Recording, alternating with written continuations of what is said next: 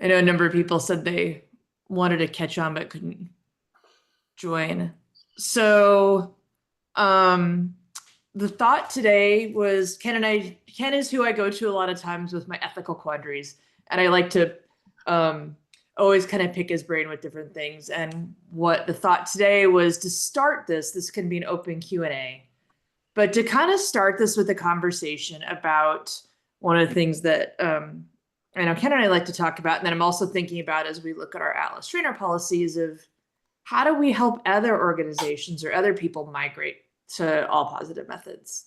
And what are kind of the ethical considerations of working with people who are still using tools we don't agree with or methods we don't agree with as long as they're moving forward? But that was one of the thoughts of a starting conversation, and maybe sort of starting around things that do work well and don't. And then we can kind of flow from there. Ken, I don't know if you have any other thoughts on how you'd like to structure this. No, it's totally up to you. I'm happy to talk about how I have handled that. It's been a quandary or a dilemma that I face in my career often because of the fact that I've done a lot of work with guide dog organizations, service dog organizations, and law enforcement Mhm. organizations.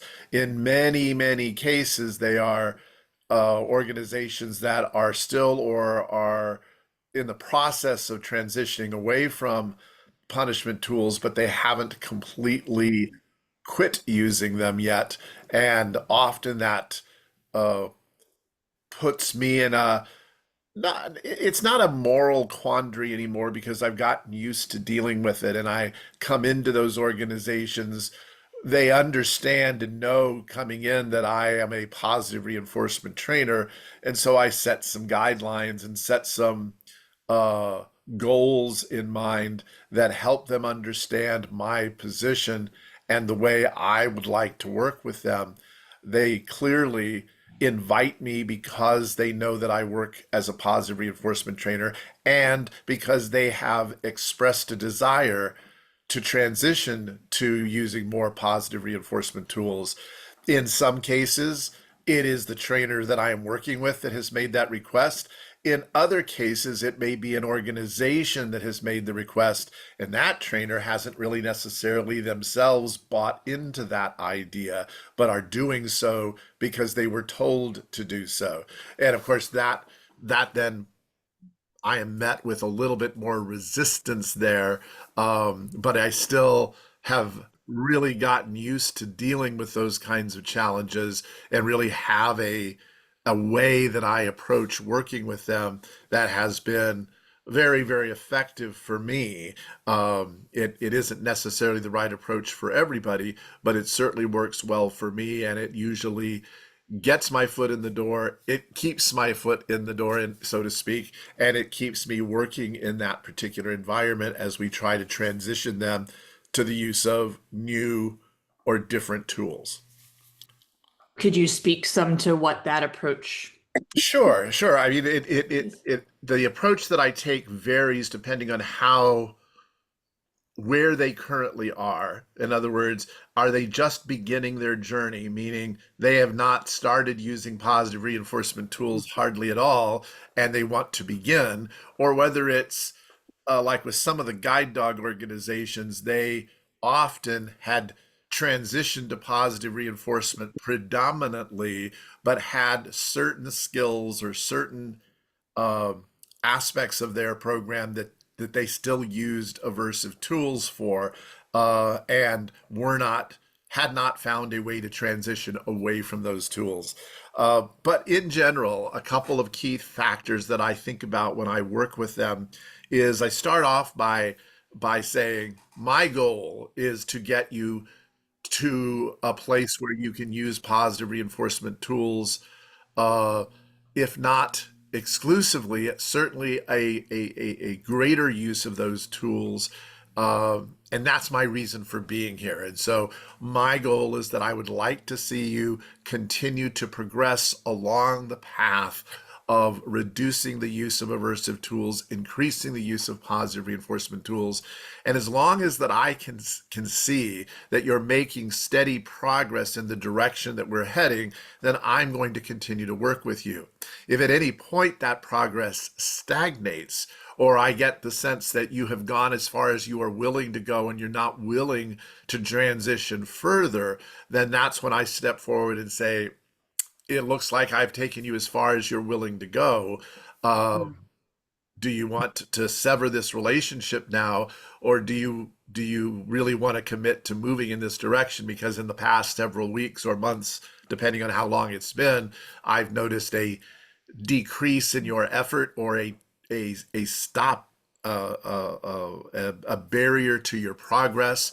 And I would love to see you get over that barrier, but I need to know that you're committed to getting there. And then we talk about how we're going to go approach those tools.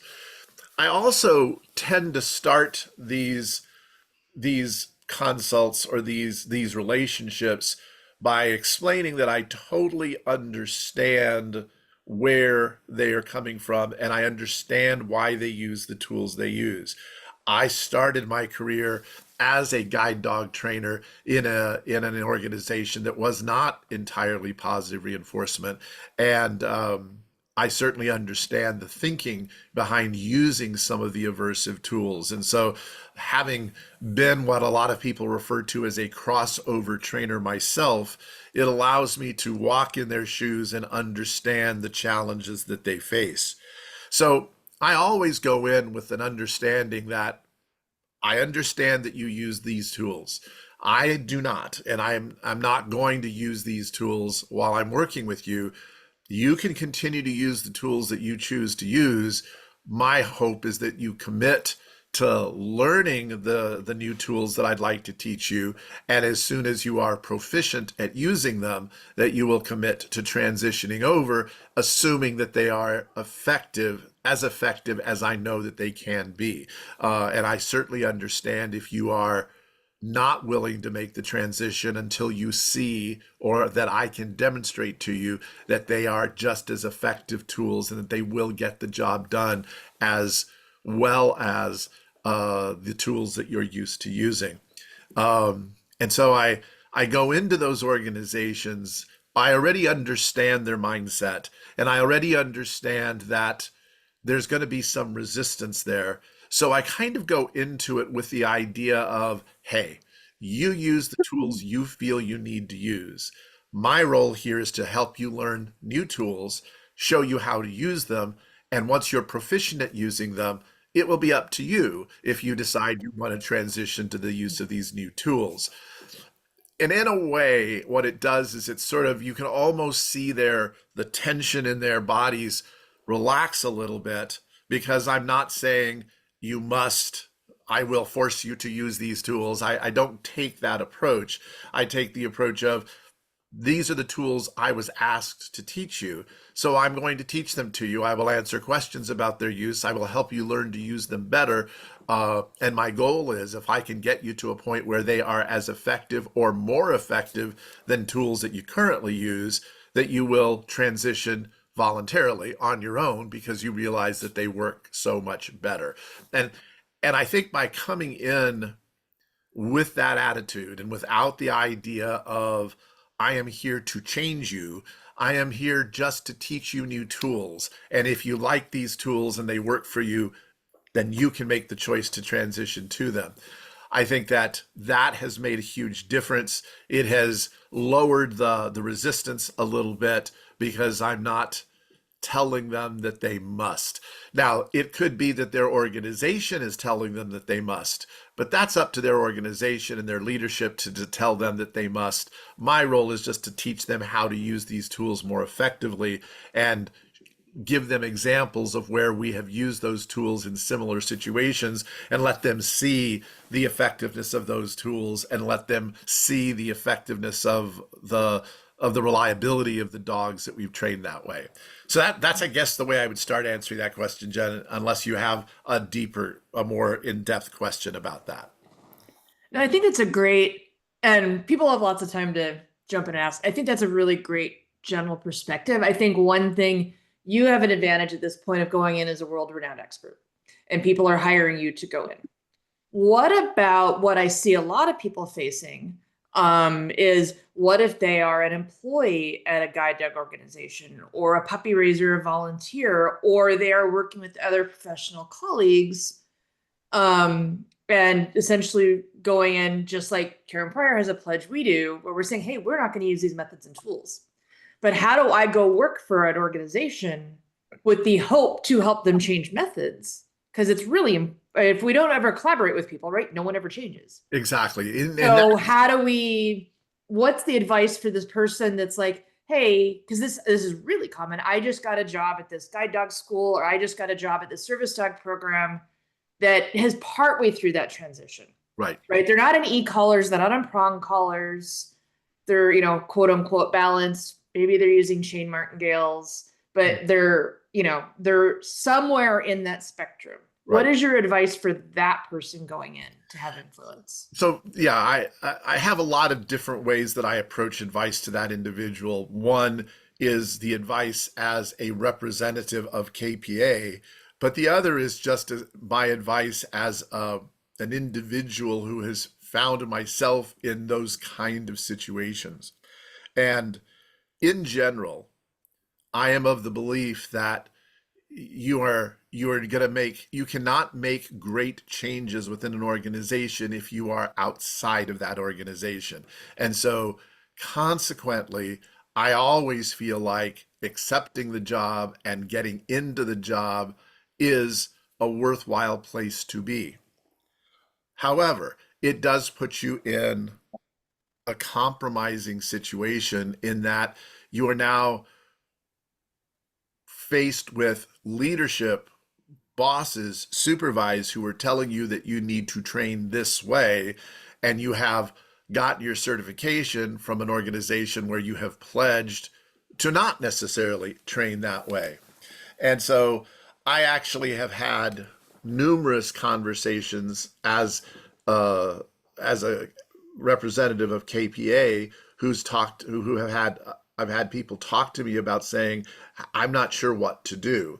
I want to maintain my certification with KPA, but I feel like if I keep working in this field, I am going to be forced to either quit or work. But then if I work, I will be potentially breaking my pledge. Um, and I always say that this is a difficult decision. This is a place where you have to reflect for yourself what you can live with. Because compromising your own set of ethics can be a very, very difficult thing to do. And it can be one that is harmful to your own psyche, harmful to your own mental well being. But at the same time, I've always suggested that if you really want to make change, sometimes you have to dive into that deep end, work within that structure that they have, and find your way toward making changes. And so much of it depends on where you are in the hierarchy of that organization. If you enter into that organization as an entry level employee who has no real say in how you train, the way you train, um, that's going to be a more difficult position to be in, but you still have the potential of being able to make a difference. One of the things that I've often found, particularly in some guide dog and service dog organizations, is that even as an entry level or a lower level employee, you often can find yourself in a position where they dictate to you when they want the tasks completed. There's a date by which you have to complete the tasks, but they often don't tell you how to go about getting those things trained.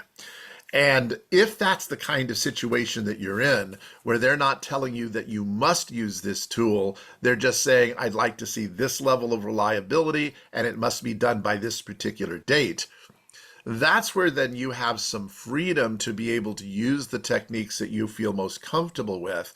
But you have to be really good at using those techniques so that you can demonstrate to that leadership, demonstrate to those supervisors that you have the skills and the ability to get the job done with the same level of reliability that meets the criteria that they're looking for. And if you're able to do that, that's the way you can make changes and make adjustments.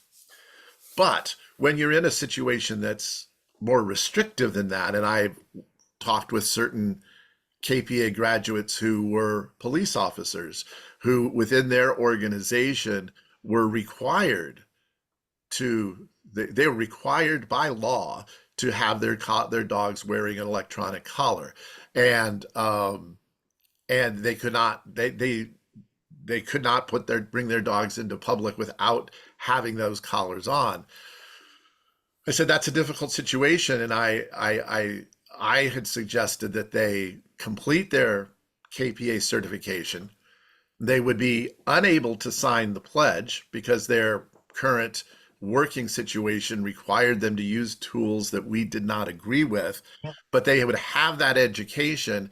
And if they eventually found themselves in a situation where they could sign the pledge, they could then become an active member of the KPA community by signing the pledge and doing that. And of the three different police officers that I have worked with that are KPA, two of them decided to go that route and not sign the pledge, but still complete their education. And both of them are now in a position where they are able to sign the pledge because they are now able to do some consulting in that particular way. A third person who moved forward has not been able to sign the pledge, has not been able to transition their organization.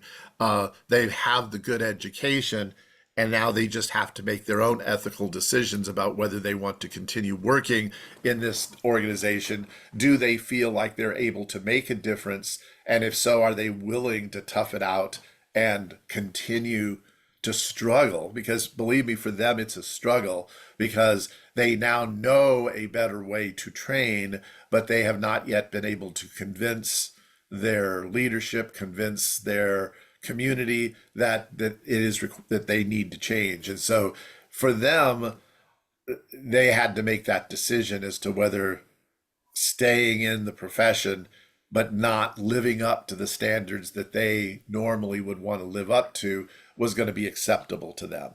And they are still struggling with it to this day. And I have a feeling that they may end up leaving the profession if they don't start seeing some changes happen. But those are individual decisions that that you have to make for yourself, determining what is the ethical struggle that you will face, and do you have the wherewithal to stick with it despite, can you really force yourself to train in a way that you're not 100% in agreement with.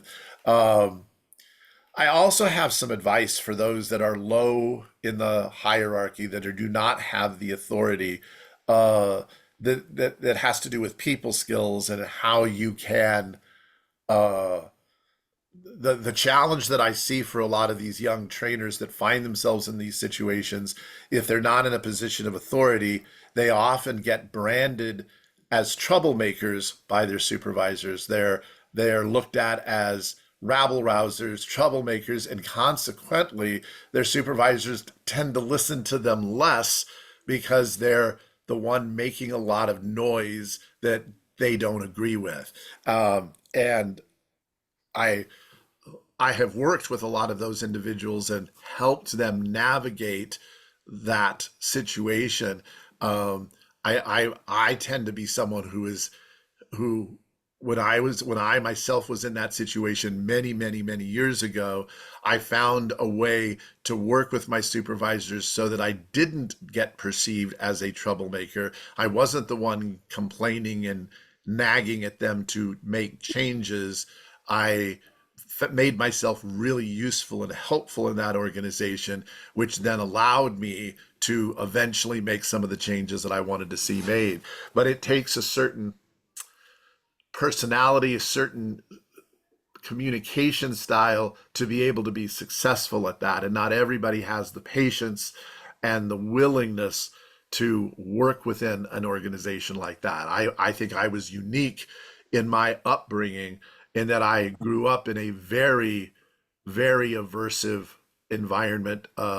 And a lot of my early leadership in the jobs that I had and the coaches that I had, and my own mother, who was quite aversive, quite difficult to deal with. Uh, and so I learned how to work within that environment, because you just can't quit on your mother. You know, your mother is your mother forever. And so consequently, it wasn't something that I could escape like I could a job.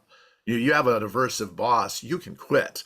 But I was, even in college, I was in a very abusive uh, sports. I went to college on a sports scholarship, and I was in a very abusive relationship with my coach. And while I could have quit the team, it would have meant I would have no longer had my scholarship, and I couldn't have afforded to go to college if I had done that. So again, I felt that I had to stay in that position. And so it gave me a lot of knowledge, and I learned a lot about how to work in difficult working environments. And that's a whole different direction to go into. And I'm happy to talk about it if people really want to hear about how you can be someone with no authority and still make changes up the ladder. It's a whole different conversation, but it is a skill that you can develop. So I'll stop there and see if people have questions that they want to take in whatever direction that they want to go in. Thank you for sharing all of that. I see that Dre has a question, but before I ask your question, just to follow up on this, is Sure. talking about, taking a pledge or not, or using tools or not. One of the things that I'm seeing, again, service dog world, and we finally are in a position that full choke collars are banned and e-collars are banned for new teams going forward with ADI. However, Shane Martingales now are the new great thing, or the continuing great thing. And it's a tool that we as an organization don't allow our trainers to use with any of their dogs. Right. And so, but I've had, what happens if you're a puppy raiser and someone hands you a puppy, or you're in one of these organizations? As I brought up some of these conversations to our trainers, a number of them have said, it didn't occur to me I wouldn't be able to raise a puppy for a guide dog organization. Or it didn't, what happens if I'm working with a dog, and even if I'm not using these tools, what if somebody else hands me their dog briefly? Yeah. What are some, and as an organization, we're kind of looking at rewording some of our requirements so that there's room for people to go make organizational change.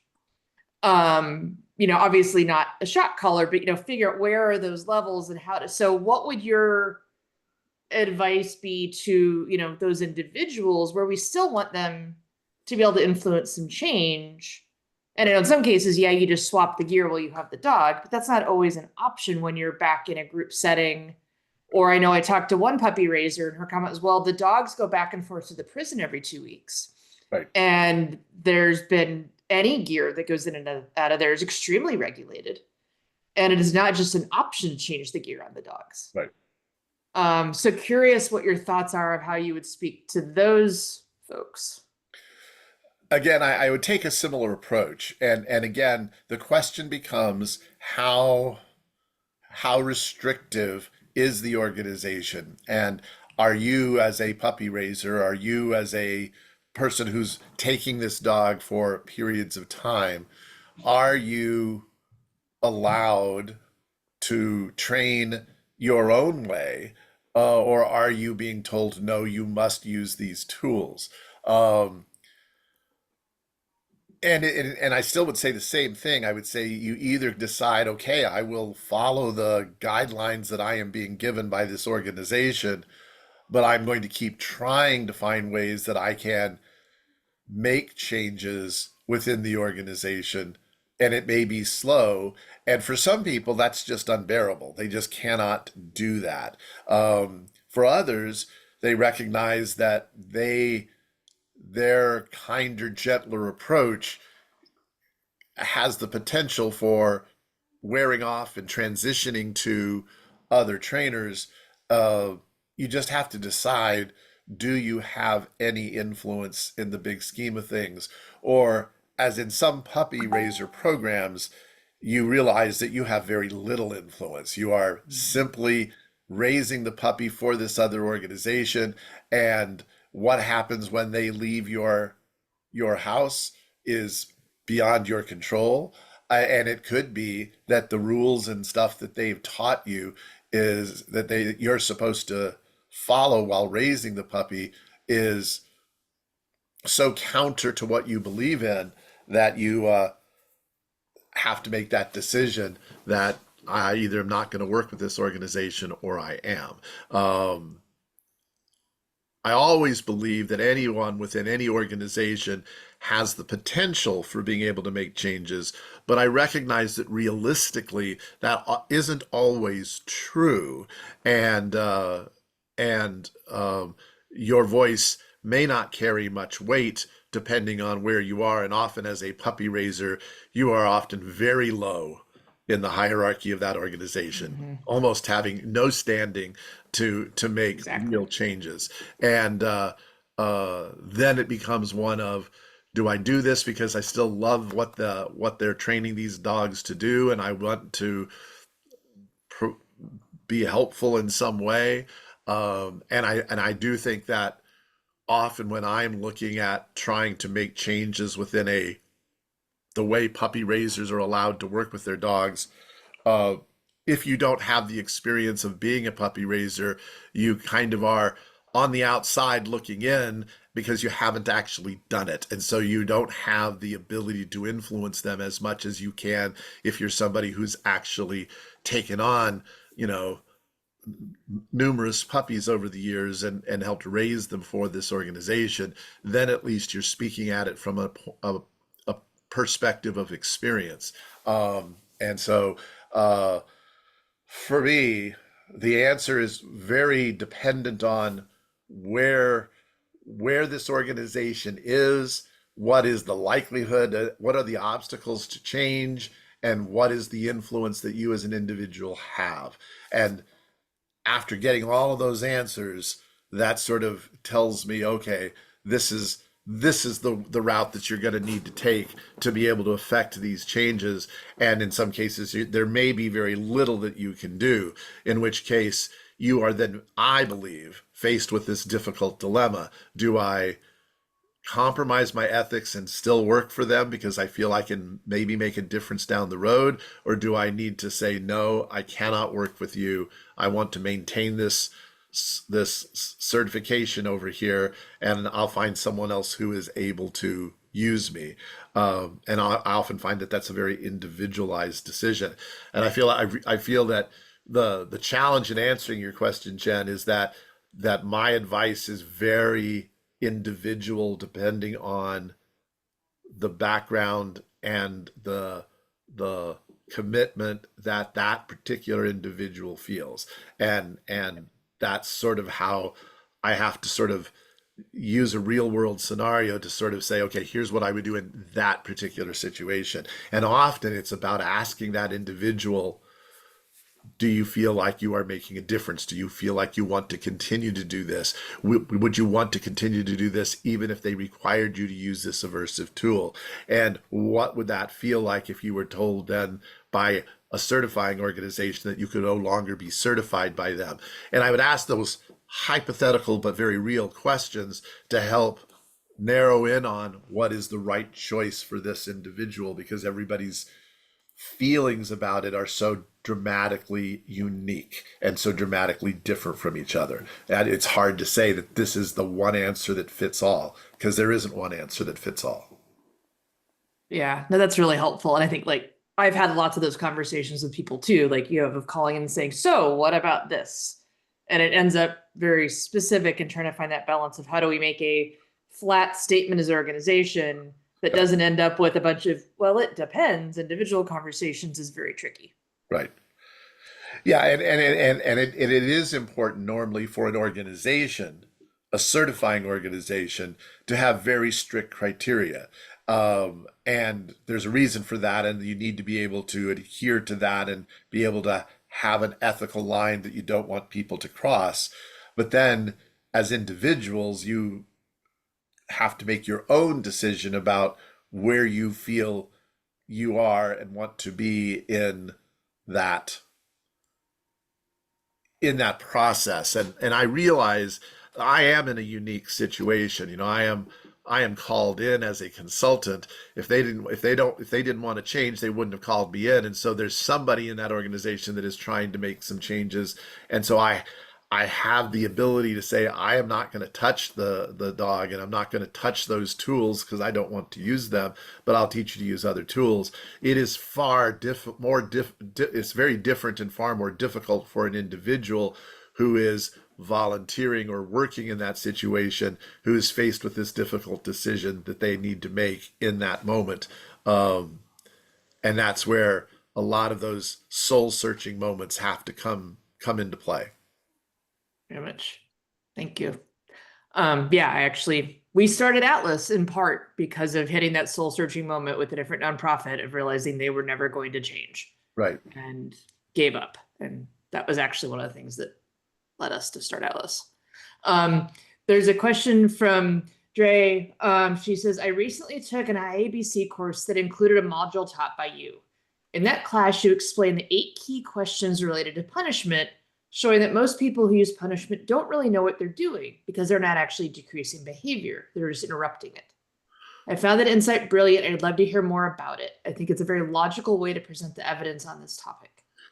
Yeah, the whole topic about the use of punishment is more complex than positive reinforcement trainers tend to make it sound.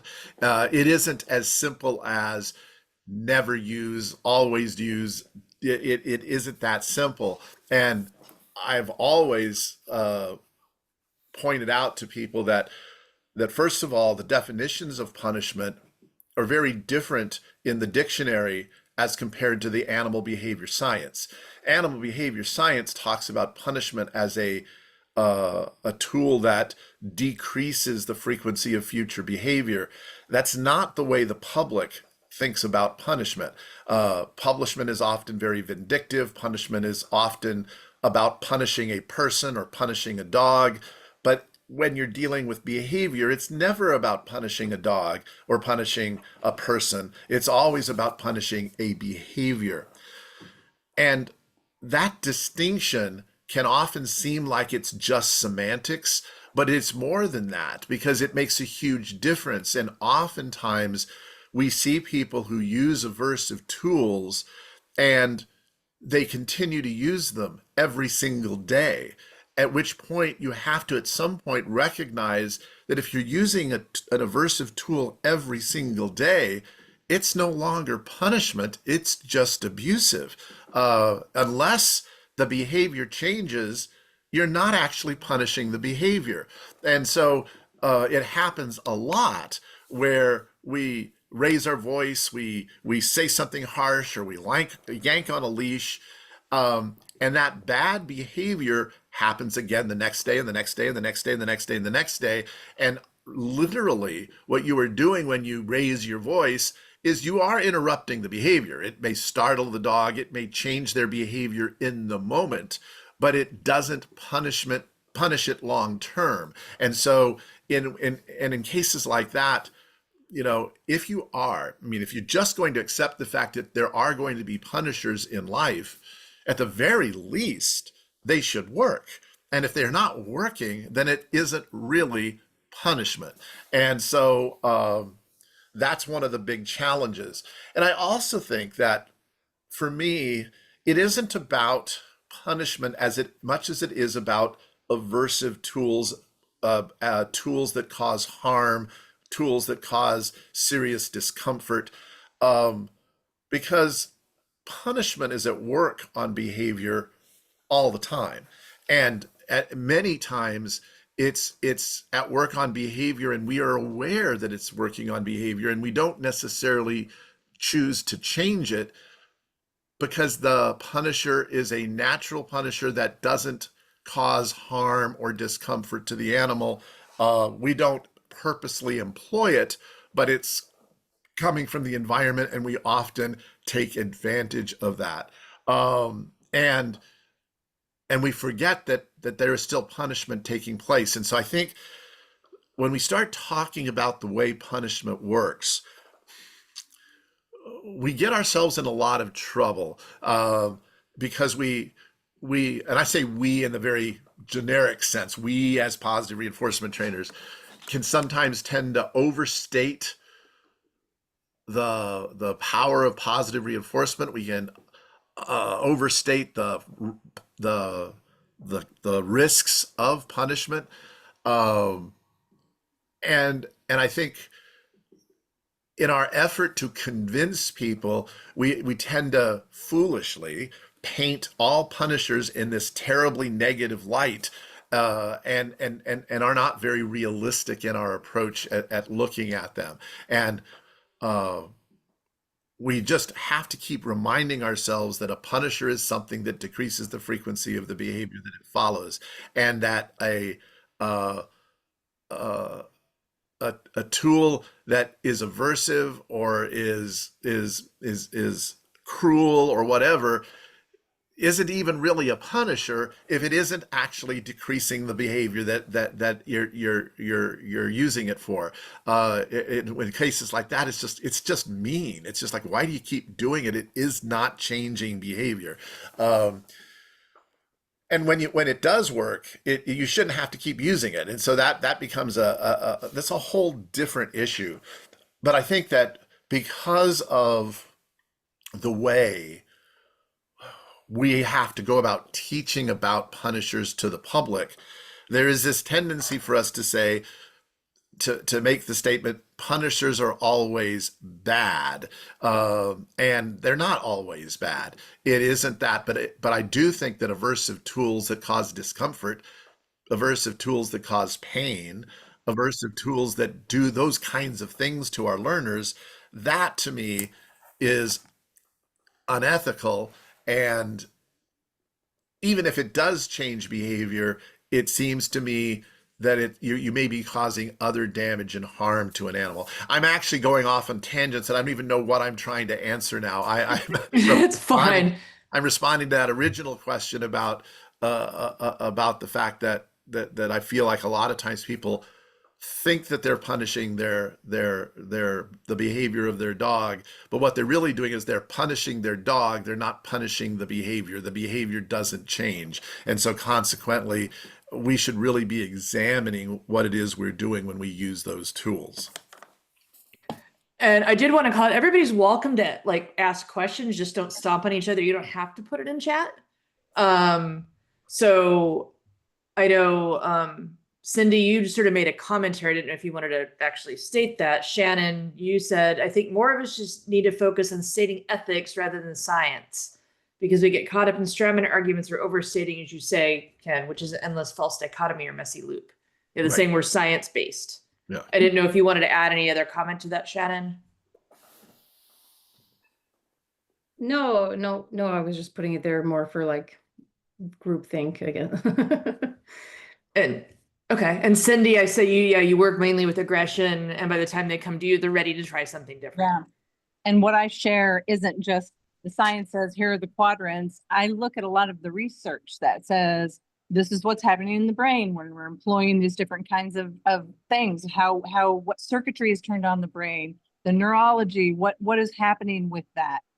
And I find that's really effective. I share the veterinary behavior statement and just a bunch of really credentialed stuff. And I really frequently share Dr. Susan Friedman's humane hierarchy of behavior change, so I can show people, where is positive punishment on this thing? It is way up at the top that says, don't go there. We don't need to go there. Redirect, reorient, find another way, because positive punishment is the very last thing we should ever be employing in teaching. And I find that really helpful to walk a lot of my clients through. So, I've decided, just based on Cynthia, what you shared there, just that I will expand a little bit on what I was saying.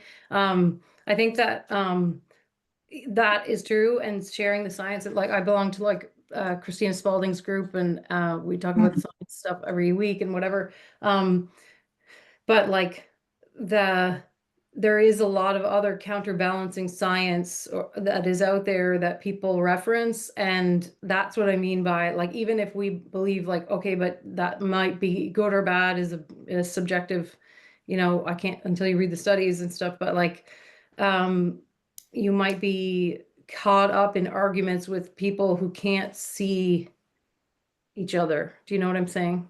And Yeah. maybe Ken could speak to that. Yeah, Um, it's how to avoid interesting that. because I agree with both of you in the sense that I always reference Dr. Friedman's hierarchy of behavior change procedures. I think it is an excellent, but it is still an ethical look at Mhm. how you make choices. It isn't saying, her hierarchy is not saying that the science tells us that punishment doesn't work. That's not what the hierarchy says. And I think that's the mistake that I think Shannon is referring to, is that sometimes we quote scientific studies, and the reality is there are most of the studies that talk about the benefits of positive reinforcement or that talk about the benefits of punishment, they're weak studies. They're just not that Mhm.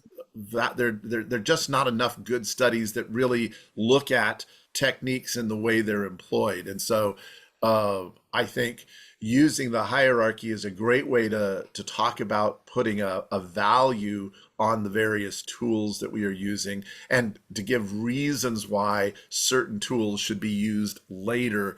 And I don't think of that as a scientific argument as much as it is uh, a science-based approach to looking at ethics and why we make the choices that we make.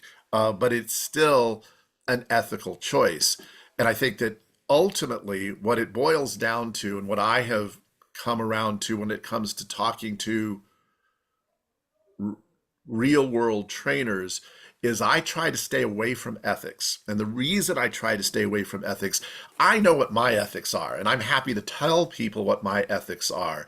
But I understand that ethics are very personal.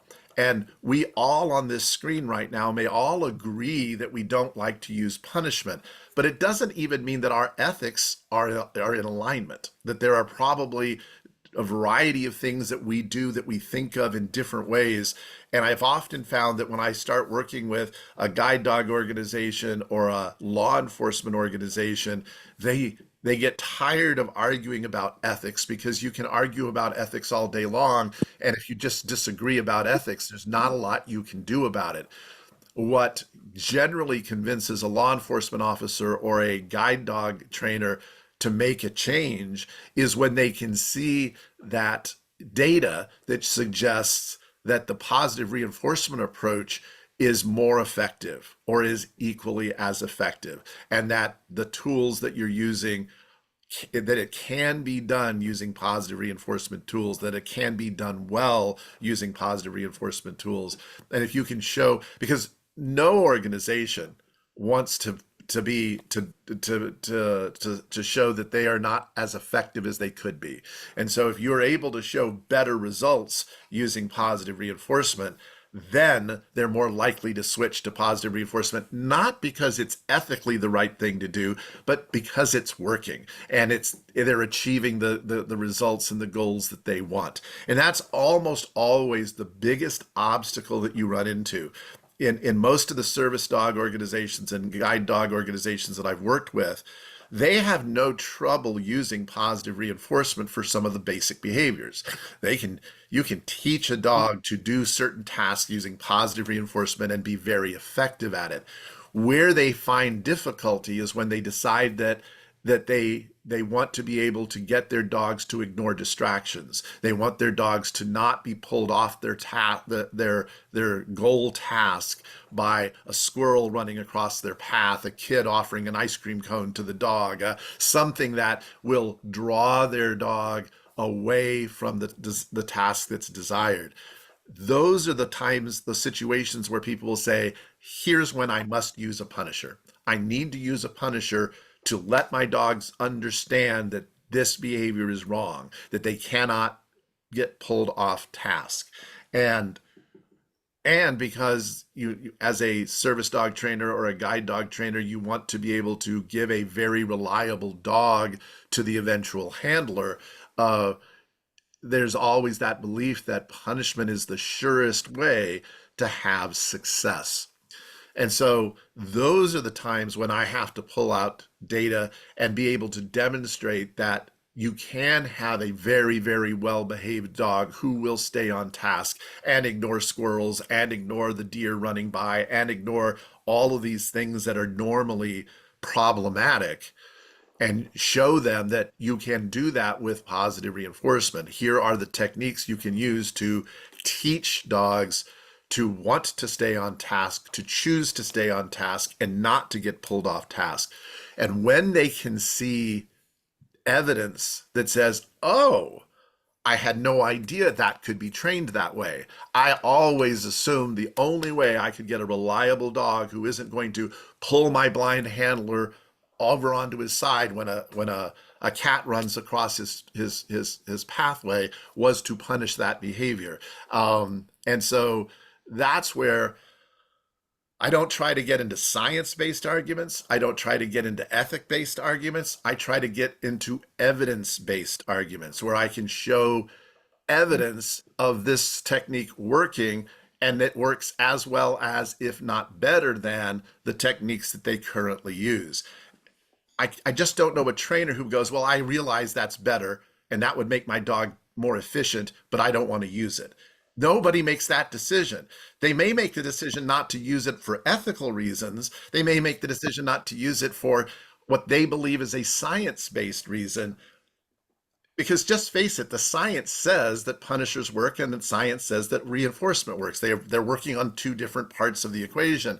So it isn't really, in my opinion, a science-based argument, nor is it an ethics-based argument. It really is, for most of them, is it going to work argument. Can you show me that this positive reinforcement technique will affect the behavior the way I need it to, so that I can give this dog to a client and not worry that my dog's going to this dog's going to misbehave and not do the task that we've trained it to do. So I'm sorry, I got off way off on a tangent again, but All good. I know, Carly, you said you were formulating a question, and then I see Ginger had a question, and then Claire after you. So Carly, were you ready with your question? Yeah, I can. So my question is around ethics of working with people or continuing to work with people who haven't said, I'm committed to positive reinforcement, but are part of a community that, sort of believes strongly in the way it's always been done. But I have found success through like little evidence-based, right? So just by doing it with positive reinforcement only and showing that I'm able to teach them in a way that is more effective for their dog and more effective for them to reach their goals. And I feel like I've been able to create some real change within the people that I've been able to reach. And but I don't say to them like, are you willing to commit to positive reinforcement? Because their answer is going to be no. But when I show them, then they're on board without having that discussion. So my brain in terms of ethics is always trying to channel, what would Dr. Susan Friedman say? What would Ken Ramirez say or do? I like that I've been able to affect this change. And I also, like my website, for example, does not say positive reinforcement trainer. And I have very purposefully not put that on there because that would turn off an entire group of people that I've been able to help and promote positive reinforcement training within that community. It very clearly states, well, it has Lima on it, which I will update to life on my next website update. So it also says I require, my clients to adhere to, my ethical practices, but I don't sit there and have that conversation around ethics with them for the purposes of trying to reach them at a level and a place that they're open to and available to, so that we can make those like shaping plan for the human learners is how I think of it. So what are your thoughts on that, right? The ethics of trying to shape the human learners toward more positive reinforcement without that commitment from them on the front end. yeah, I don't I appreciate that approach myself, Carly. When I come in to work with an organization that has invited me there because they want to switch to positive reinforcement, there I am asking for that commitment. That's where that commitment comes from. But when I'm working with an individual trainer, um, my goal is not to get them to commit to anything. My goal is to teach them to use good tools that will help them achieve their goals. And it just so happens that all the tools that I teach are positive reinforcement tools. And when they say, oh, but I read a book or saw a video of a trainer who uses this particular tool, do you think we could use that? And if that's an aversive tool, I'll often steer them away from that and say, here's why I don't like to use that tool, either because it sometimes causes fear, it causes discomfort, it makes the animal not trust you, whatever. And I move them back again toward a more positive reinforcement tool that I think will be just as effective or more effective. And so when I'm working one-on-one with people, I don't go into that relationship saying, I need you to commit that you're going to be a positive reinforcement trainer. But when I go into an organization, it is usually the reason that I am brought in. In other words, guide dog schools don't need me to teach them how to train guide dog skills better. They already know how to train guide dog skills. So the reason that I am brought in is to try to teach them how to use positive reinforcement specifically to deal with distractions. And so they are committed to trying to do that. And it's when an organization stops making that forward progress that I can go back to that commitment that they made to switch to positive reinforcement. But for individuals, that's not usually my approach. My approach is always, how can I help you achieve your personal goals? These are the goals that you want to achieve. Great. Let's look toward ways that we can do that. And of course, the tools that I will teach them are positive reinforcement tools. I don't avoid using the word positive reinforcement, but I don't hammer it over their head either. So I think the approach that you're taking, Carly, makes sense to me. And I don't see any problems with that. And I don't have any problems with saying I do have an ethical basis for my training. I just don't try to convince other people to accept my ethics. These are my ethics, they're mine alone, and I will train using that ethical approach. And I'm not going to try to force you to become an ethic to follow the same ethics I follow. I just think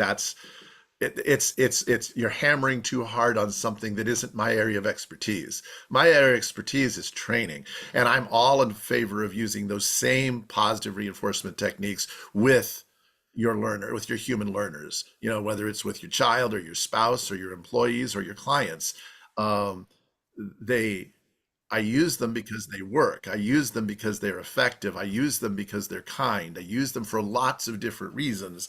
And I agree with using that positive reinforcement based approach for the human learners as well. And so that's part of the reason why I never go into an organization telling them that they're bad or that what you're using is cruel or is awful, because that's just punishing. It's just they feel assaulted and they are put on the defensive. And so it is about finding that approach that causes the individual trainers to go, yes, I want to be the best trainer I can be. Yes, I want to try to use those tools and get those kinds of results. So, Thank you. I do have a follow-up Gi- question about that, if that's okay, or to. Yeah, go ahead. Then I'd want to respect Ginger and Claire both had questions too. But Okay. yeah, if you want to follow up with a related one. Just on that same topic is just, so with the stating of ethics, like, I think that often you get pegged as like a Debbie Downer, for lack of a better term, if you are trying to say these are my ethics. But conversely, a balanced trader could state their ethics and be seen as kind of more relatable, or not in the same way that we are seen. do you have any tips for, stating ethics clearly and in a cool way that makes you seem approachable and cool? Well, I think for me, you're absolutely right. It bothers me that to the outside world, a balanced trainer looks more appealing because they're not going to criticize you for wanting to use a, a, a choke collar, or they're not going to criticize you for using. And I know some really good balanced trainers that really do primarily focus on positive reinforcement. They just don't rule out the use of those other tools. And so this is where I think the service dog community is challenged, because if the service dog community approaches a positive reinforcement trainer, oftentimes the positive reinforcement trainer is so quick to poo-poo and bad, you shouldn't do that, that's not good. While if they approached a balance trainer, they go, okay, yeah, I'm willing to talk to you about that. Let's talk about that. And they may even help that person get away from using that aversive tool if it isn't necessary. And oftentimes I find that positive reinforcement trainers, not all, but as a rule, their brain shuts down and they say, I can't talk to you, I can't work with you. And it makes the client go, well, this balance trainer will work with me. They'll answer my questions. They aren't going to criticize me because I'm using some kind of collar that they don't approve of. They may say, I don't know if that's the best collar for you. I think you would get far better off using something else. And they may move them away from that collar, but they're certainly more approachable in many cases. And I hate to say it, I hate to admit that it's true, but it is. And so I think the approach that I have taken, and the approach that has worked really well for me, is that's where I don't slam people over the head with my ethics. I'm not afraid to share what my ethical position is, but my goal is not to convince you that you need to follow my ethics. My goal is to convince you that I'm a good trainer and that I will help you find a solution to your behavioral problems. And yes, I tend to focus on positive reinforcement, but those aren't the only tools that are out there. Let's talk about what you use, and let's find a way to get you a solution that works, not a solution that gets you to using positive reinforcement. Well, of course, it will be the approach that I'm going to try to take, but instead of trying to convince you that you need to become a positive reinforcement trainer, what I'm going to do is say, let me show you how to fix the problem that you're asking me about. Let me show you a way, let me show you a technique, let me show you some tools. And if you're successful at that, great. And if you walk away satisfied by what I've taught you, and you're not going out telling everybody you're a positive reinforcement trainer, that's okay. The fact that I was able to help you, and I happen to be a positive reinforcement trainer, is fine. I do not feel the need to really push on people that I'm teaching them to become a positive reinforcement trainer, or that I'm teaching them to follow my ethics. It really is, I'm going to teach you how to solve your problem. I'm going to find a quick, workable solution to your behavioral problem. And in my own head, I know what my ethics are. In my own head, I know I'm going to be using positive reinforcement-based approaches, but my sales point to an individual trainer isn't to convince them because of my ethics or to convince them because I'm a positive reinforcement trainer, but it's to convince them that I have effective tools that can get them a solution that works. And I want to just respect. I don't know if that makes me cool or not, because I think that's what Shannon asked was, how do I state my ethics and still seem cool? I don't try to use the ethics statement to seem cool. I use the fact that I can find a solution and help you get what you desire as the thing that I hope is the thing that draws them in and goes, that's cool, that's neat, that's what I want. It's sort of the statement of there's nothing more aversive than a positive reinforcement trainer. Yes, I don't want that. I don't want Yeah. that. So I want to respect time. We do have a couple more questions, but Ken, I don't know what your availability is. If you have a few more minutes. Okay. I can stick around. Ginger, you had a question about more details. This was from about a half hour ago when Ken was talking about working with orgs. Did you want to go back into that?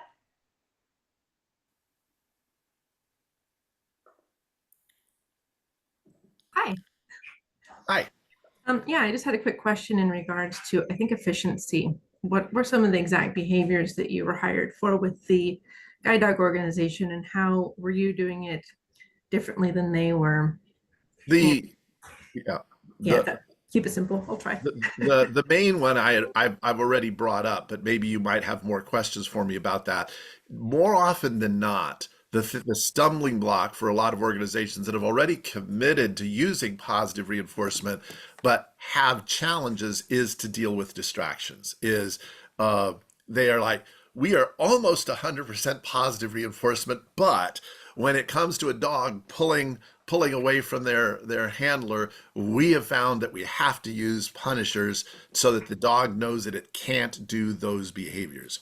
And so often it's been teaching uh, people how to deal with distractions in a positive way, how to prepare dogs for a distracting world and teach them to stay on task and to teach them not to be distracted. There's been this big trend about giving dogs choice, and frequently I have service dog and guide dog trainers go, I can't give my dog a choice. It needs to do the job that it was trained to do.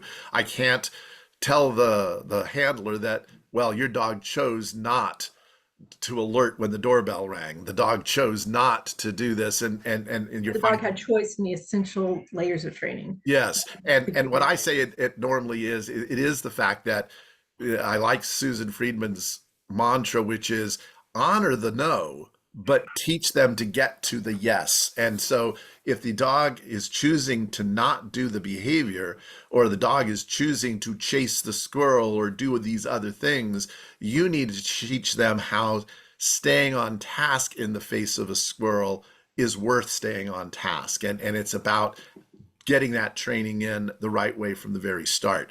And so it is probably the predominant reason that I get called in to work with law enforcement, with guide dog communities and service dog communities, is dealing with distractions and dealing with distractions in a positive way.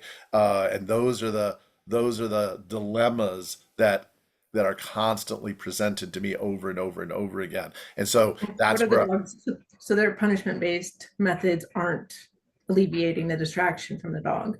oh no, they are. They're very effective. They find that they work, but they want to be able to tell the world that they're positive reinforcement trainers. Oh, got And it. so what their They just concern can't get over that hurdle. exactly what's happened in the guide dog world as organizations like Guide Dogs for the Blind and others have had success. Many, you know, when we use the term, oh, that's a punishment-based training organization, there's no such thing. Even the most aversive police dog trainer I know uses a tennis ball or a tug toy to positively reinforce the dog when it finds something. It's not that the trainers always use punishment for everything. They would never get any behavior if that's what they did. So they do use positive reinforcement. It is just that as those organizations transitioned, they became very proud of the fact that they're positive reinforcement based organizations. But then there's this little corner of the big training picture that they can't seem to get rid of using punishers, because it's the one thing that is so effective at stopping the bad behavior. So it isn't the fact that the punishers aren't working. It's just the fact that they want to be positive reinforcement trainers and they just haven't figured out how to use positive reinforcement to get a dog not to chase a squirrel, to get a dog not to be distracted by things going on in their environment. And So at what point will they stop making or stop implementing the suggestions that you make? what's that? You said sometimes that you would end up, saying, okay, well, we're not making the progress that you're looking for. Yeah, So where well, would they often stop making progress, I guess? it's yeah, the organizations that aren't making progress are usually the organizations where you have a trainer who's been training for 40 years, and when the dog gets pulled off task, he uses his aversive tool and then tries to fix it by using positive reinforcement after the fact, but he can't get himself to quit using the aversive tools that have always been there. So it's not that, it's Muscle usually been memory. because they have implemented the tools poorly, or they just can't bring themselves to use the tools because giving a sharp, quick no or a sharp, quick leash correction is so easy for them because they've used it for so many years that that they can't transition away. Or the And mental hurdle, or yeah. so when an organization is more concerned about results, which I understand that, if that particular trainer, 40 years in the making, has a really, really effective dog, and I got to tell you, a lot of these police officers do have extremely effective dogs that do their tasks really, really well. In the end, the sergeant in charge of the program is like, I can't criticize this police officer because he gets the job done. And and but we're and so when I see that organization has quit pushing that officer to use positive reinforcement and is letting him continue to use punishment because he does it well, then I can't continue to work with that organization if they're not showing me that they're committed to to having all of their officers transition. So Thank you. it's more of a political organizational challenge that gets in the way, and it's often the older, very experienced trainers that know how to use those aversive tools well, because the positive reinforcement tools can be just as effective and just as good. But if you're really skilled at using punishers and you're just now learning to use reinforcers, well, the punishers are going to work better because you're better at using them. It takes time to develop the skills to use the positive reinforcement the right way. Right. Yep. And that's the efficiency-based comment. But yeah, I won't take up any more of your time. Thank you so Oh, much. that's a great question. I appreciate it. Claire, you had your hand up, and then we should probably wrap up after that to respect Ken's time. Thank you so much. I'll try to keep mine quick. It's less a training question and more of a people management question. And sorry, I have to keep my camera off for today. But my major concern is that I might not fully trust my students when they say that they have transitioned off of tools, for example.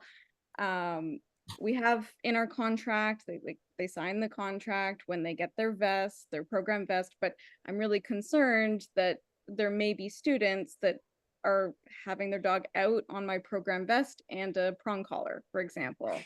And that's really concerning for obviously a bunch of different reasons. Or maybe they use the tools in other situations like recall or something like that. So it has gotten to the point where unfortunately one of my instructors ran into her student out of a lesson. The dog was on a prong collar, when the student had already said that she'd committed to like not using the prong collar anymore. So the trust issues, I don't necessarily have a great handle on like how to address that, what else I can do. If you have any ideas, I'd love to hear. No, it's a tough one, and I can talk about it from an organizational perspective, and I can talk about it from a personal perspective. As an organization, KPA certifies trainers, and they take the pledge and they pledge that we know that we've taught them how to use positive reinforcement effectively.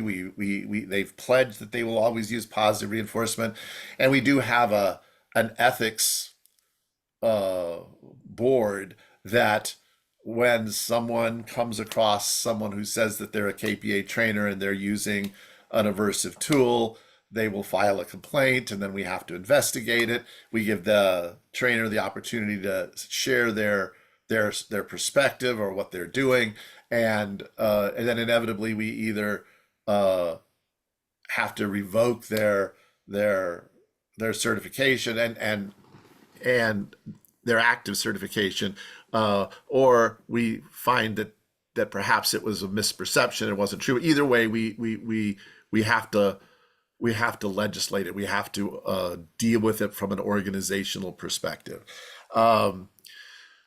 That's different, for example, from me working with an organization who has committed to using positive reinforcement. And as a consultant, I have no authority to do anything if they don't. In other words, I'm a consultant, I've been brought in, I give them advice, they can take or leave my advice. But if they have a long-term commitment to work with me, then I at least have that ability to say, hey, I ran into a couple of your officers, your clients, your whomever, and they are not using the positive reinforcement tools. Why is that? And are you concerned about that? Does that concern you? And then that makes a difference as to whether I continue working with that organization or not, because they're not really policing their own people the way they said that they would. On a one-on-one basis, I have a tendency to, when I see someone using an aversive tool that has learned from me, I always take into account, do I have the okay to give them feedback? In other words, if I'm running into them on the street, and I don't know who they're walking with a partner, a friend, somebody, I don't want to embarrass them or say anything. I'm not going to comment on anything to them at that time, but I will look for things that I can reinforce and find ways of then maybe reaching out to them and saying something really positive about what I saw them doing or whatever, my interaction with them, and then offer them the opportunity hey, I did notice that you were using a prong collar. It didn't seem like you really needed it on that dog. Let me know if you want help with that or not. And I as just a one-on-one kind of thing, I can let them know that I'm available to help them if they're interested. But I don't really criticize them as much as just say, hey, it was great to see you with your dog. Your dog looked beautiful. You were doing great stuff, but I did notice this. And if you're interested in learning how to get rid of that, I'm happy to help you. But I take that a much more gentle, kinder approach with a one-on-one than I do if it's someone who I have an organizational relationship with, and then I work through that organization to try to affect change. And again, it will depend on the individual. If I know that it's an individual who had difficulty transitioning to these new tools, then I may take that approach a little bit differently than someone who perhaps claims to have taken the positive reinforcement approach but aren't. And it's a delicate, difficult conversation to have.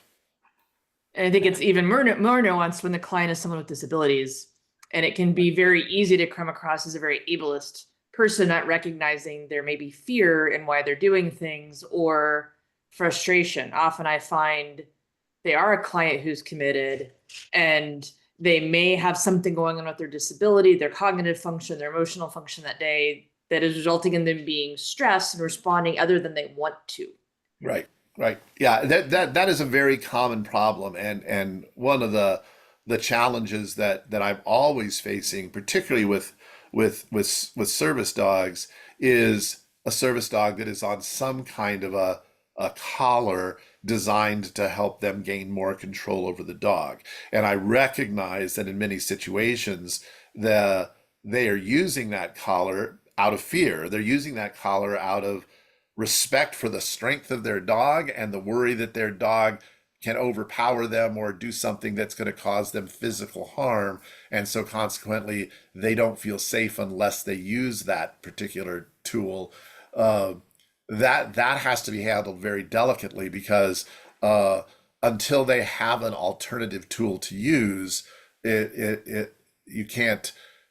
not able to come right in change things overnight unless they've really learned to use the new tool. And I think that in many cases I've seen trainers like that or handlers like that who are actually quite good at using the positive reinforcement tools, but in certain public situations, there's so much stress that they're facing that under those situations, they still use that tool. And in their mind, they're still in a transition phase. They now use the flat collar 80% of the time, but there's these 20% of the time that they go out in these high profile or difficult public situations that they feel the need to use those tools. And it's just a matter of finding a way to support them in that transition and not make them feel bad about the fact that they're still using the somewhat aversive tools under those conditions. It's finding that right way of helping them keep making that transition and getting more and more confidence in their dog and in their own abilities, which is a whole different conversation about working with individuals with those kinds of challenges. And it as an able-bodied trainer, it can come off very insensitive and inappropriate if you're not really thoughtful in how you approach that situation.